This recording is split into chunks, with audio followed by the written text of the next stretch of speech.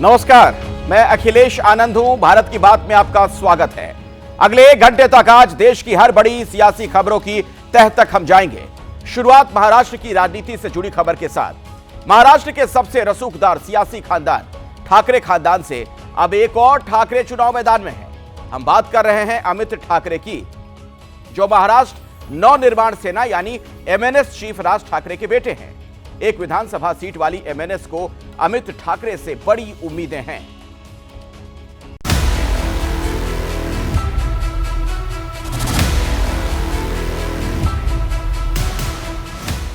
महाराष्ट्र की सियासत में सबसे मजबूत गिने जाने वाले ठाकरे ब्रांड ने चुनावी पिच पर नया प्लेयर लॉन्च कर दिया है। नाम है अमित ठाकरे।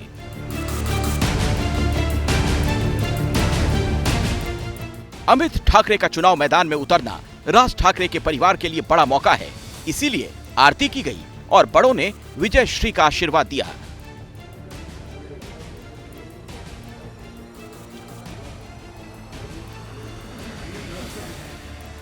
राज ठाकरे ने अपने बेटे अमित ठाकरे को राजनीति में तो 2020 में ही उतार दिया था, लेकिन चुनावी मैदान में कब उतारेंगे भी या नहीं, तब इसका हल्का सा भी अंदाजा नहीं लगने दिया था।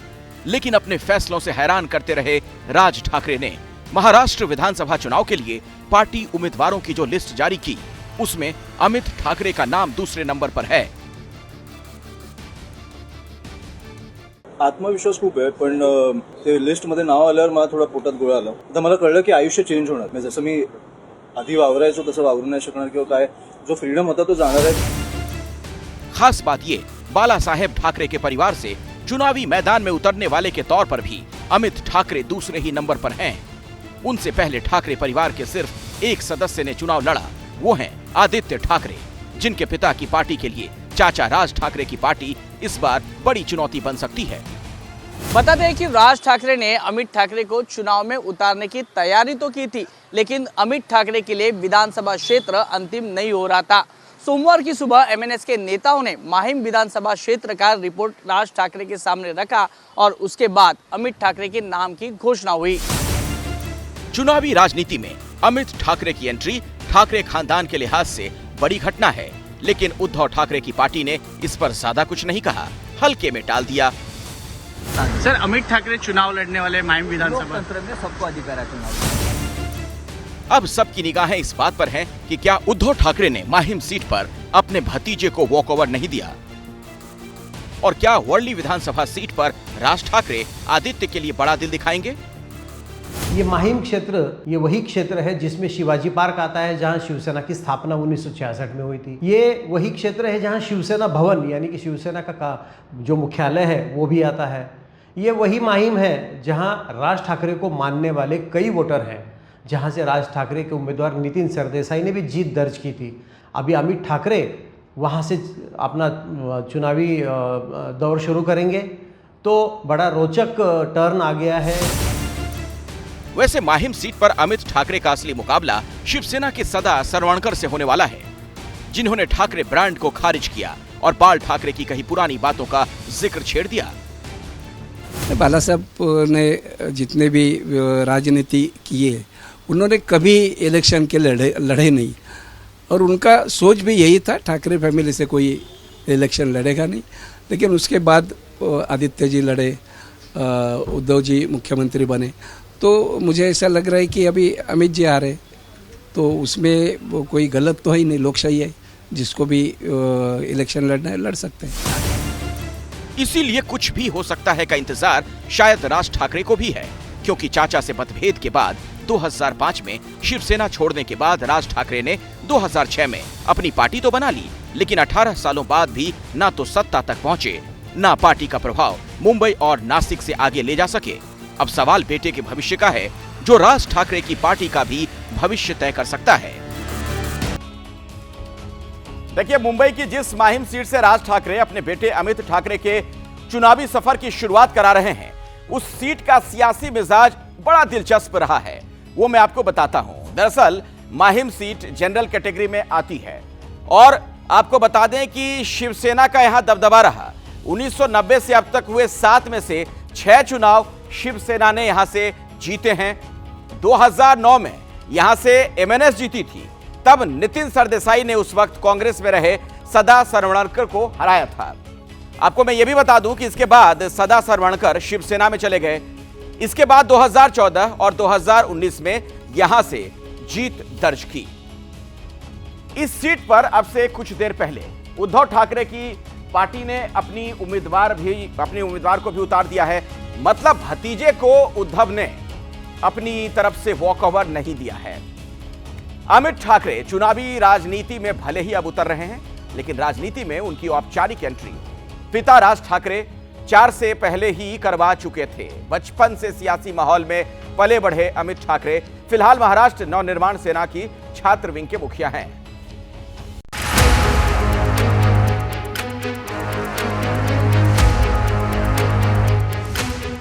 चुनावी डेब्यू का ऐलान हुआ तो घर में आरती उतारी गई, वीडियो वायरल है।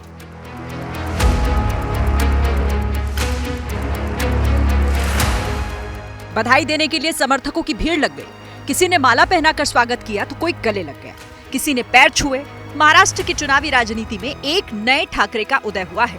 अमित ठाकरे मुंबई की राजनीति में पहले से सक्रिय हैं। पिता राज ठाकरे ने पार्टी की छात्र यूनिट का प्रमुख बना रखा है।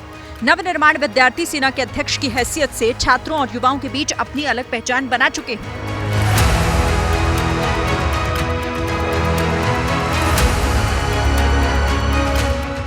अमित ठाकरे 7 साल पहले गंभीर बीमारी के शिकार हो गए थे। संघर्ष कर बीमारी को मात दी और समाज सेवा के लिए खुद को पार्टी की लाइन में खड़ा कर दिया। 2020 में बाला साहेब ठाकरे की जयंती के मौके पर राज ठाकरे ने बेटे अमित को राजनीति में लॉन्च किया था। ये तस्वीरें उसी दिन की हैं। हाथ में तलवार लेकर अमित ने सियासत की दुनिया में कदम रखा था। 2019 में उद्धव ठाकरे के बेटे आदित्य ठाकरे विधानसभा का चुनाव जीतकर विधायक बने। इसके बाद राज ठाकरे ने अपने बेटे अमित ठाकरे को राजनीति में लॉन्च किया। इसके बाद यही कयास लगाया जा रहा था कि आदित्य ठाकरे को अमित ठाकरे ही राजनीति में टक्कर दे सकते हैं। और अब ठाकरे परिवार की तीसरी पीढ़ी के 2 भाई विधानसभा चुनाव में एक दूसरे को टक्कर देने वाले हैं। राज ठाकरे की ही तरह अमित ठाकरे भी खाली समय में स्केच बनाना पसंद करते हैं। अमित ठाकरे की शादी हो चुकी है और पत्नी मिताली के साथ इनकी प्रेम कहानी भी फिल्मी मानी जाती है। 27 जनवरी 2019 को अमित ठाकरे की गर्लफ्रेंड मिताली बोरुडे के साथ शादी हुई। कॉलेज कैंपस में दोनों को प्यार हुआ और फिर सालों के रिलेशन के बाद शादी के बंधन में बंधे। मिताली मुंबई की मशहूर डॉक्टर संजय बोरुडे की बेटी है। गंभीर बीमारी के दिनों में मिताली ने पति का खूब ख्याल रखा था। पिछले साल एक टोल प्लाजा पर जब अमित ठाकरे की गाड़ी रोकी गई तो उनके समर्थकों ने टोल प्लाजा पर बवाल काटा था, जिसकी वजह से अमित विवादों में आए थे। सोशल मीडिया पर यह वीडियो काफी वायरल हुआ था।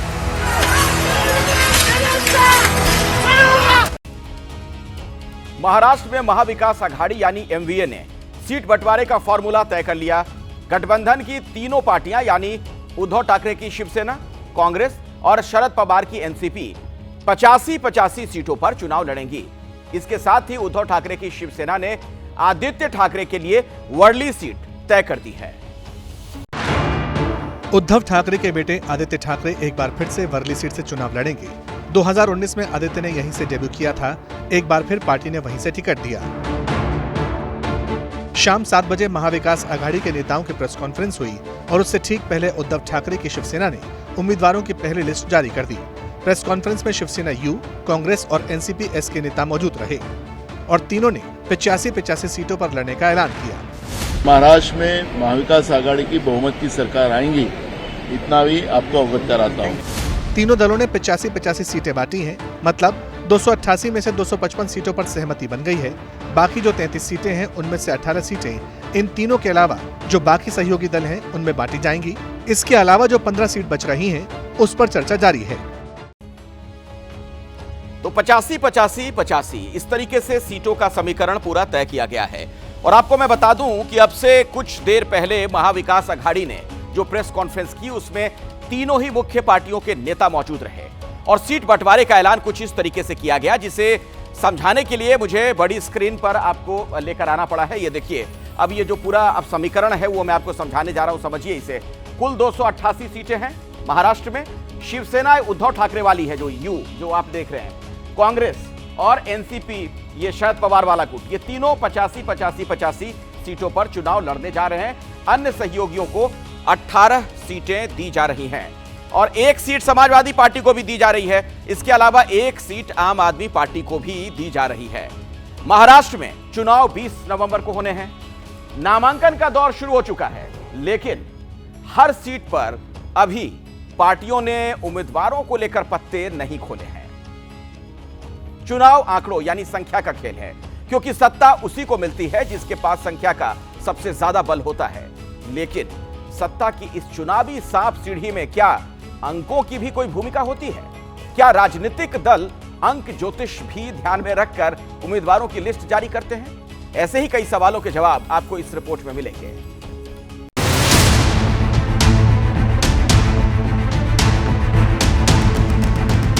दिन रात की मेहनत, एक एक सीट पर माथापच्ची, कभी सहयोगियों से तकरार, कभी विरोधियों पर वार। महाविकास अघाड़ी हो या महायुति, सबका हाथ एक जैसा है, क्योंकि दांव पर महाराष्ट्र की सत्ता है, जिसे हासिल करने के लिए पार्टियों ने सारे घोड़े खोल तो दिए हैं। लेकिन सामने 9 अंक वाला चक्रव्यूह है। कहते हैं कि वोटर उसी का साथ देगा जिस पर अंक 9 की मेहरबानी होगी। अंक ज्योतिष का ये चक्कर सारी पार्टियों पर समान रूप से असर दिखा रहा है। इस बार एकला चलो वाली भूमिका में दिख रहे एमएनएस चीफ राज ठाकरे ज्यादा से ज्यादा उम्मीदवार उतारने की तैयारी में हैं। राज ठाकरे ने 45 उम्मीदवारों की लिस्ट जारी की। इसमें शामिल अंक 4 और 5 का योग 9 होता है। कहते हैं कि मनसे अध्यक्ष राज ठाकरे के लिए 9 ये अंक बेहद महत्वपूर्ण है। तभी तो राज ठाकरे की तमाम गाड़ियों से लेकर उनकी पार्टी के स्थापना की तारीख में भी 9 की छाप दिखाई देती है। यही वजह है कि इस बार होने वाले विधानसभा चुनावों की पहली सूची में भी केवल 45 उम्मीदवारों के नाम सामने आए हैं। अब 45 इसलिए है क्योंकि 4 और 5 को अगर आप जोड़ोगे तो 9 बनता है, और 9 ये राज ठाकरे का बेहद पसंदीदा और उनके जीवन में महत्व रखने वाला नंबर है। अंक ज्योतिष का असर बीजेपी की लिस्ट पर भी बताया जा रहा है। दरअसल बीजेपी ने उम्मीदवारों की जो पहली लिस्ट घोषित की उसमें 99 नाम हैं। 99 के 9 और 9 का योग 18 होता है, और इसमें शामिल 1 और 8 का योग भी 9 ही होता है। शिंदे की कमान में पहली बार विधानसभा चुनाव में उतरी शिवसेना भी 9 के मैजिक मंत्र से बच नहीं सकी। शिवसेना ने 45 उम्मीदवारों के नाम की घोषणा की। 45 के 4 और 5 का योग 9 होता है। बीजेपी और शिवसेना उम्मीदवारों के ऐलान में 9 के आंकड़े को शुरू से महत्व देती रही हैं। ये सिलसिला तब का है जब शिवसेना की कमान बाला साहेब ठाकरे के हाथों में थी और महाराष्ट्र की राजनीति में प्रमोद महाजन बड़ी भूमिका निभाते थे। दोनों पार्टियां गठबंधन में थीं। गठबंधन के सूत्रधार प्रमोद महाजन थे। भाजपा के साथ गठबंधन में शिवसेना को 170 और भाजपा को 118 सीटें मिली थी, लेकिन प्रमोद महाजन ने बाला साहब ठाकरे से बातचीत करके फॉर्मूला बदल दिया था। तब फार्मूला हुआ था भाजपा 117 और शिवसेना 171। ये फॉर्मूला बाला साहब ठाकरे ने भी स्वीकार कर लिया था। प्रमोद महाजन की उस समय की मांग थी कि दोनों पार्टियों के लिए 9 का आंकड़ा लकी रहेगा। बाला साहब ठाकरे की पार्टी की कमान अब एकनाथ शिंदे के हाथ में है, और देखकर ऐसा लगता है कि 9 अंक की ताकत शिंदे भी पहचानते हैं। बताया जाता है कि इसी वजह से उन्होंने 45 उम्मीदवारों की लिस्ट जारी की, जिसमें शामिल 4 और 5 का योग भी 9 होता है। 9 नंबर मार्स को रिप्रेजेंट करता है न्यूमरोलॉजी में। मंगल एनर्जेटिक प्लैनेट है एंड वॉरियर का प्लैनेट है। लड़ने के लिए, वॉर के लिए, फाइट करने के लिए बहुत अच्छा नंबर है। ज्योतिष और अंक ज्योतिष सही है या नहीं, इस पर राय अलग अलग हो सकती है, लेकिन राजनीतिक दल इसे महत्व देते रहे हैं। इस बार भी ऐसा ही दिख रहा है, लेकिन चुनावी टक्कर में एक की हार और दूसरे की जीत तय है। इसलिए सवाल यह है कि इस बार 9 का आंकड़ा किसका बेड़ा पार करेगा। और अब खबर उत्तर प्रदेश में कांग्रेस और समाजवादी पार्टी के बीच सीट बंटवारे की, जिसमें आज बड़ा ट्विस्ट आया। कहा यह जा रहा था कि समाजवादी पार्टी कांग्रेस को मनाने के लिए तीसरी सीट ऑफर कर सकती है। बताया जा रहा था कि फूलपुर की सीट हो सकती है, लेकिन इसे लेकर जारी अटकलबाजियों के बीच एक बड़ा खेल हो गया है। रिपोर्ट दिखाते हैं आपको।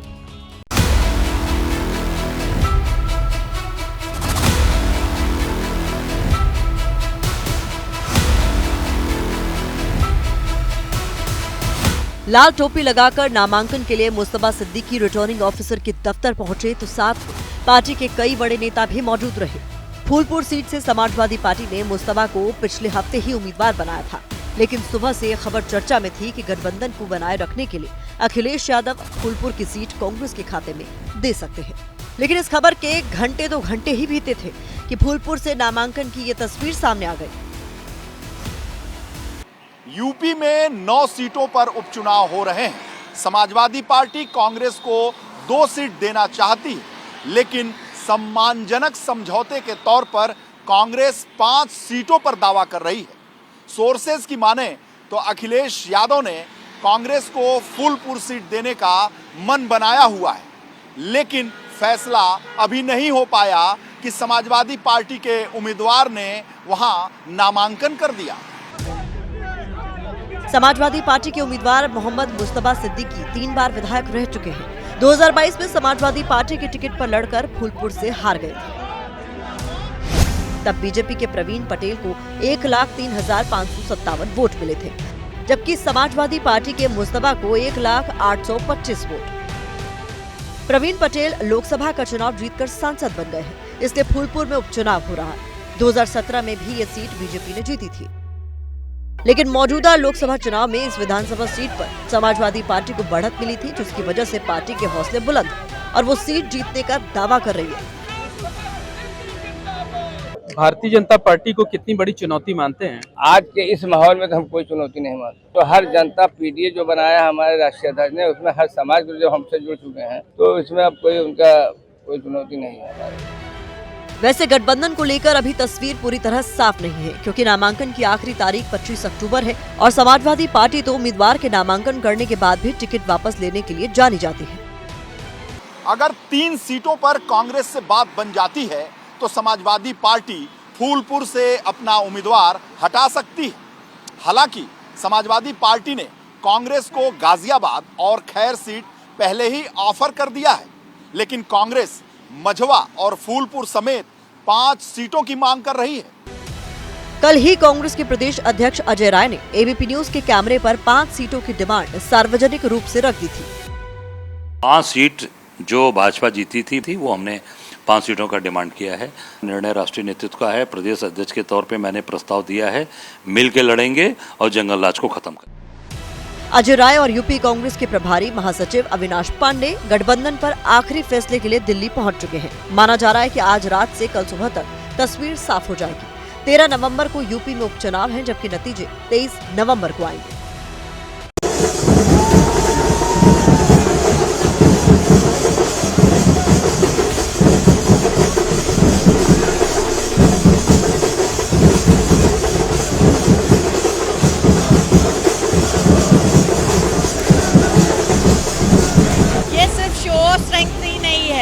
इमोशन है। राहुल गांधी जी वायनाड की दिल है और प्रियंका गांधी जी वायनाड की दिल की धड़कन है।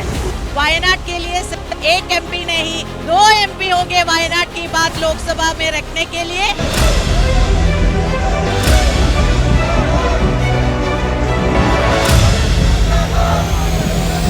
35 years since I have been campaigning for different elections. This is the first time that I am campaigning for your support for myself, and it is a very different feeling. आज कांग्रेस के लिए ऐतिहासिक दिन था, क्योंकि आज प्रियंका गांधी पहली बार औपचारिक तौर पर चुनावी पिच पर उतर गईं। आज प्रियंका गांधी ने केरल की वायनाड सीट से नामांकन भरा, वही वायनाड जिसने राहुल गांधी को अपना सांसद चुना था। लेकिन राहुल ने रायबरेली की सीट अपने पास रखी और वायनाड सीट पर अब प्रियंका अपना पहला चुनाव लड़ने जा रही हैं। पूरा वायनाड मानो आज सड़क पर उमड़ा हुआ था और तस्वीरें प्रियंका गांधी की विजय प्रतिज्ञा की गवाही दे रही थीं।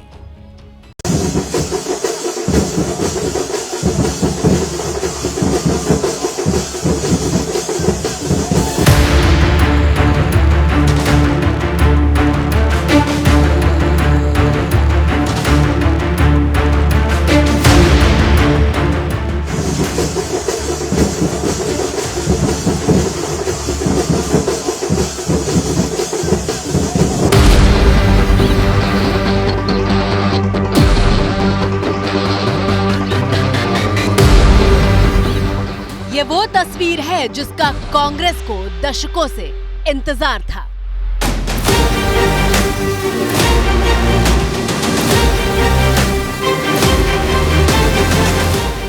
ये वो लम्हा है जिसकी चर्चा तो पिछले कई सालों से हो रही थी, लेकिन वास्तविकता के धरातल पर वो चर्चा अब ये तस्वीर बनकर उतरी है। गांधी परिवार की बेटी प्रियंका गांधी अपना पहला चुनाव लड़ने जा रही है। उम्मीदों का कारवां और बेपनाह मोहब्बत का सैलाब आपसे एक ही बात कह रहा है प्रियंका जी, विजयी भव।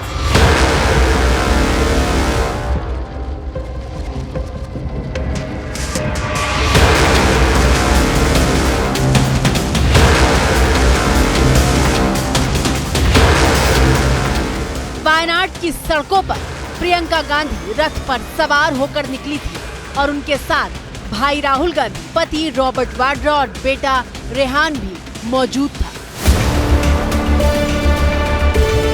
लेकिन प्रियंका गांधी की नामांकन यात्रा में आगे क्या हुआ ये हम आपको दिखाएं, उससे पहले एक दिलचस्प बात की चर्चा करना जरूरी हो जाता है।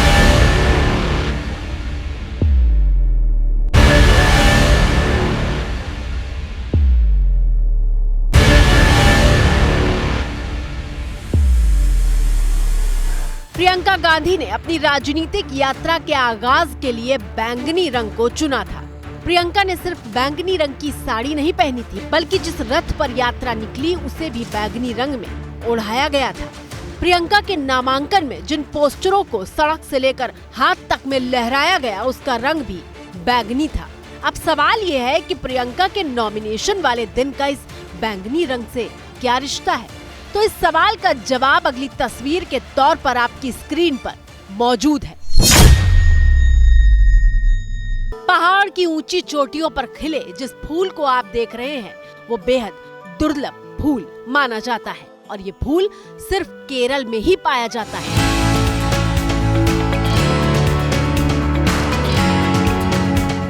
इस फूल का नाम नील कुरुंजी है जो केरल के पश्चिमी घाट के नीलगिरी और मंगला देवी पहाड़ियों के बीच ही पाया जाता है। इस फूल की सबसे खास बात यह है कि पूरे 12 साल में सिर्फ एक बार खिलता है नील कुरुंजी फूल।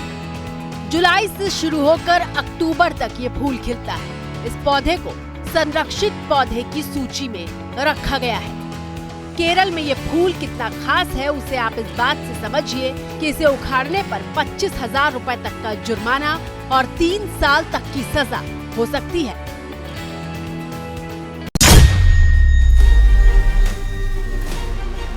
अब आपके मन में सवाल होगा कि भला प्रियंका की बैंगनी साड़ी का केरल के नील कुरुंजी फूल से क्या रिश्ता है?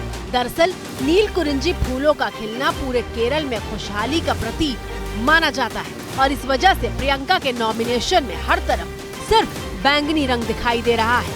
फिर चाहे वो साड़ी हो या फिर प्रियंका का रथ, संदेश साफ है कि प्रियंका अगर वायनाड के सांसद के तौर पर चुनी जाएंगी तो वो वहाँ की जनता के लिए खुशहाली लेकर आएंगी। जो बैंगनी कलर है, पर्पल कलर है, वो उनकी आत्मविश्वास को बढ़ाएगा और बैंगनी कलर बहुत अच्छा होता है अपने आत्मविश्वास को, अपने साहस को, अपने चीज़ों को पूरा करने के लिए बहुत शुभ माना गया है, बहुत लकी कलर माना गया है। तो यह पर्पल रंग सूर्य का प्रतीक है, सूर्य की शक्ति में वृद्धि देता है। पर्पल रंग का चयन करना यह उनके लिए बेहद अनुकूल रहेगा और यह उनको चुनाव में सफलता विजय प्रदान करने वाला है और यहाँ से राजयोग का मार्ग खुलता है। प्रियंका गांधी बैंगनी रंग के रथ में सवार होकर जब नामांकन दाखिल करने के लिए जा रही थी तो न सिर्फ सड़क पर बल्कि दूर तक जन सैलाब दिखाई दे रहा था। लोग घर की बालकनी से लेकर छत तक प्रियंका की एक झलक के लिए घंटों से खड़े हुए थे।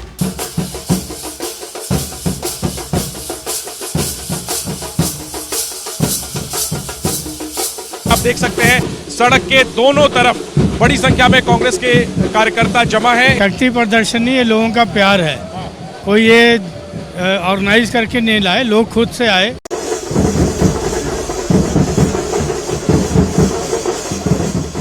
राहुल गांधी और प्रियंका का रोड शो करीब 50 मिनट तक चला और 50 मिनट तक प्रियंका हंसते मुस्कुराते हुए लोगों का अभिवादन स्वीकार करती रही। ये तस्वीरें हैं प्रियंका गांधी और उनके साथ उनके भाई राहुल गांधी हैं और प्रियंका गांधी मुस्कुराते हुए अपने नामांकन के लिए निकल पड़ी हैं। जो रोड शो की गाड़ी है उसमें प्रियंका गांधी का परिवार मौजूद है, उनके पति रॉबर्ट वाड्रा को और साथ में उनके बेटे, दूसरी तरफ उनके बेटे रेहान वाड्रा मौजूद हैं। इस दौरान राहुल गांधी अपने फोन से तस्वीर लेते हुए नजर आए। रथ के सामने 2 गुलाब के फूल रखे हुए थे जिसकी तस्वीर राहुल ले रहे थे। कई बार की कोशिशों के बाद राहुल गांधी ने ये तस्वीर ली और फिर इसी तस्वीर को सोशल मीडिया पर पोस्ट करते हुए लिखा कि वायनाड की जनता मुझे और प्रियंका को जो प्यार और अपनापन दे रही है, उन सब के बीच वायनाड की तबाही में हमने जिन्हें खो दिया उन्हें मैं श्रद्धांजलि देता हूँ। वायनाड की जनता में जबरदस्त उत्साह दिखाई दिया। समर्थकों ने प्रियंका के 6 लाख से ज्यादा वोटों से जीतने का दावा किया। अभी 6 लाख से ज्यादा वोट में अभी भी जीत हो गई। 4.5 लाख पहले का मेजोरिटी है, ये पक्का तो 5 लाख का ऊपर जाएगा। जीत का दावा कितना सटीक साबित होगा ये तो 23 नवंबर को चुनाव नतीजों में पता चलेगा, लेकिन तब तक प्रियंका गांधी की कामयाबियों और नाकामी का हिसाब किताब लगाकर इस बात का विश्लेषण किया जा रहा है कि अगर प्रियंका वायनाड में चुनाव जीतती हैं तो इसका राजनीति पर कितना और कहां तक असर होगा। प्रियंका गांधी वैसे तो 25 सालों से राजनीति की दुनिया में हैं, लेकिन चुनाव पहली बार लड़ेंगी। अब सवाल यह कि ऐसी कौन सी कामयाबियां हैं जो प्रियंका के हिस्से में गिनी जाएंगी, उस पर आप सिलसिलेवार तरीके से नजर डालिए। पहली जो कामयाबी है, पहली और बड़ी कामयाबी 24 के लोकसभा चुनाव में अमेठी और रायबरेली सीट पर जीत दिलाने में उनकी अहम भूमिका रही। उत्तर प्रदेश में कांग्रेस और समाजवादी पार्टी के गठबंधन में प्रियंका ने अहम भूमिका निभाई। 2022 में हिमाचल प्रदेश में कांग्रेस को जीत दिलवाने में बड़ी भूमिका रही। राजस्थान में अशोक गहलोत और सचिन पायलट कैंप को एकजुट रखने में प्रियंका का हाथ रहा। यही नहीं, प्रियंका की 5वीं कामयाबी के तौर पर उनके चुनाव प्रबंधन की कला को देखा जाता है।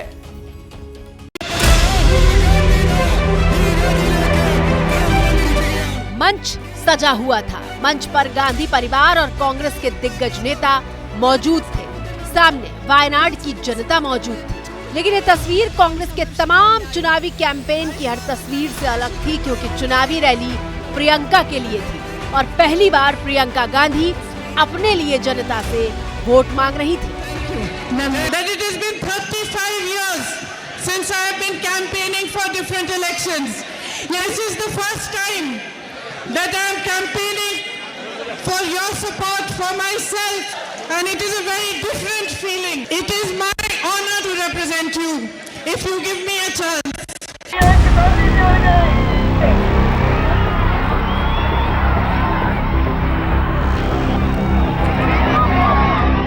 अब 25 साल पहले की इस तस्वीर पर गौर कीजिए, जो साल 1999 की है। उस वक्त प्रियंका गांधी अपनी मां सोनिया गांधी के लिए वोट मांग रही थी। ये कहने की जरूरत तो नहीं है कि मेरे परिवार ने कितना इस क्षेत्र के लिए किया है। मैं जानती हूँ, इसलिए मैं यहाँ हूँ, क्योंकि मैं जानती हूँ कि मेरी माँ के दिल में आप लोगों के लिए एक खास जगह है। वो आपसे बहुत प्यार करती हैं। 1999 में प्रियंका गांधी उत्तर से लेकर दक्षिण तक अपनी मां सोनिया के साथ चुनावी मंच पर दिखाई दे रही थी। आपने एक ऐसे शख्स को अपने क्षेत्र के अंदर आने कैसे दिया, जिसने मेरे परिवार के साथ हमेशा गद्दारी की, जो मेरे पिताजी के मंत्रिमंडल में रहकर उनके खिलाफ साजिश की। 1999 में सोनिया गांधी उत्तर में अमेठी और दक्षिण में बेल्लारी सीट से चुनाव लड़ रही थी। प्रियंका उस वक्त चुनाव मैनेजमेंट का काम देख रही थी, लेकिन चुनावी कैंपेन का चेहरा नहीं थी। तब प्रियंका की उम्र सिर्फ 27 साल थी। और अब 25 साल बाद तस्वीर बदल चुकी है। प्रियंका गांधी जब अपना नामांकन दाखिल कर रही थी तो उनकी ताकत बनकर मां सोनिया गांधी भी मौजूद थी। 52 साल की उम्र में प्रियंका गांधी अपना पहला चुनाव लड़ेंगी। प्रियंका गांधी वायनाड से चुनाव जीतती हैं तो भाई और बहन यानी राहुल और प्रियंका दोनों लोकसभा में दिखाई देंगे। राहुल गांधी ने वायनाड की रैली में जब अपनी बहन प्रियंका के लिए समर्थन मांगा तो हाथ में बंधी राखी को दिखाकर कहा कि मेरी बहन का ख्याल रखिएगा।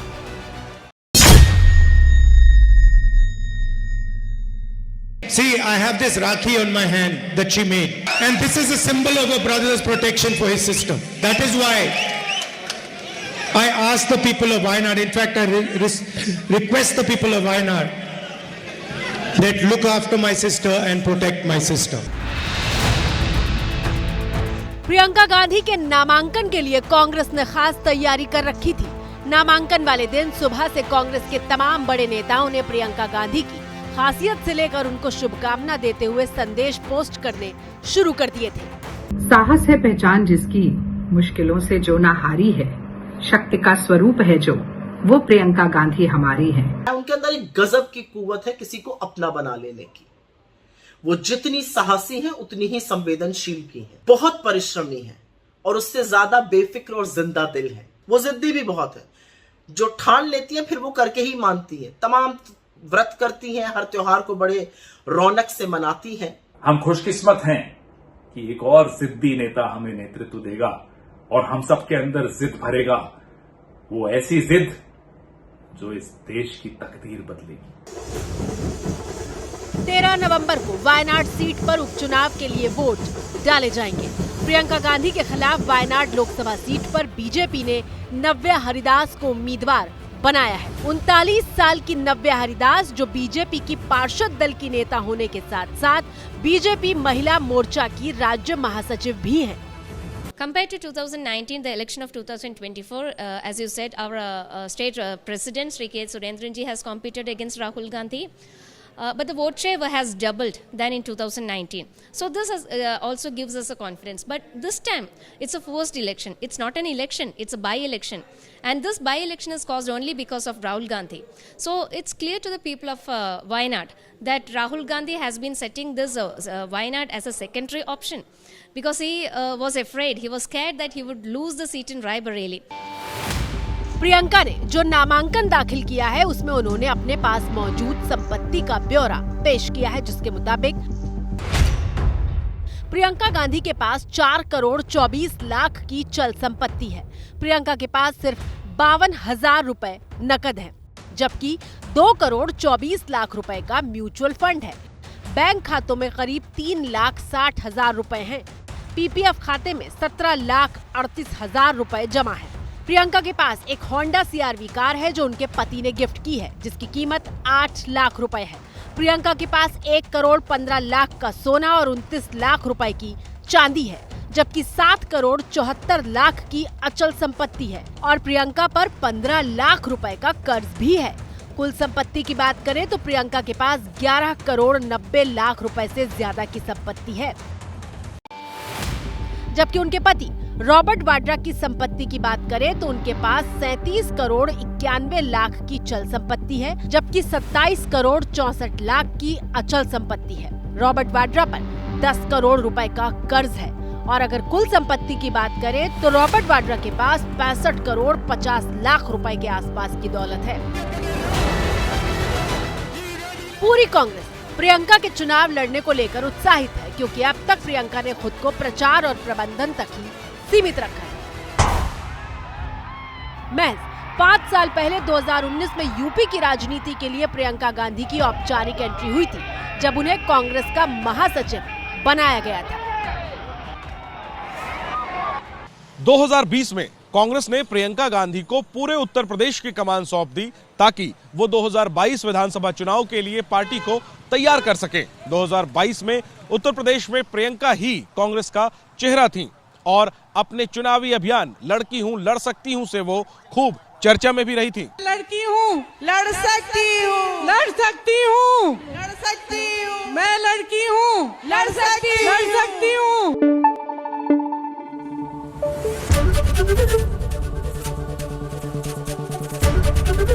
एबीपी न्यूज आपको रखे आगे।